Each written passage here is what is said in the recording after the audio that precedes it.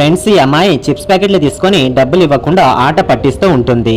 ఇది చూసిన కండక్టర్ బస్సుని ఆపెట్టి అయింది అని అడుగుతాడు. ఇతను అంటాడు, చూడండి సార్, చిప్స్ ప్యాకెట్లు తీసుకొని డబ్బులు ఇవ్వకుండా ఎలా ఆట ఆడిపిస్తుంది అని ఇతను అంటాడు. సరే అయితే లోపలికి రా అని లోపలికి తీసుకొని వెళ్తాడు. ఈమెను అడుగుతాడు, ఎందుకు మేడం డబ్బులు ఇవ్వలేదంట కదా అని కండక్టర్ అడుగుతాడు. ఈమె అంటుంది, ఈయననిచ్చిన డబ్బులు ఆయనని నాటకాలు చేసుకుంటా సులా చెప్తున్నాడు అని ఈమె అంటుంది. కండక్టర్ అంటాడు, నేను బయట నుంచి మొత్తం చూసిన ఎవరిచ్చారో ఎవరిచ్చలేరో అన్నది మీకు కొంచెమైనా శరం ఉండాలి మేడం, ఎందుకంటే వీళ్ళు చాలా పేదవాళ్ళు.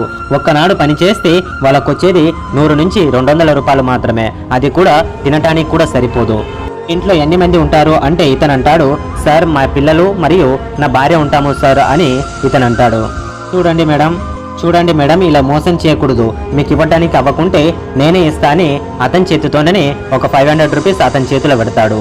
మీ పిల్లలకి ఏమైనా తీసుకొని వెళ్ళు అని కండక్టర్ చెప్తాడు. ఈ కండక్టర్ చేసిన ఒక మంచి పనికి వీడియోకి ఖచ్చితంగా అయితే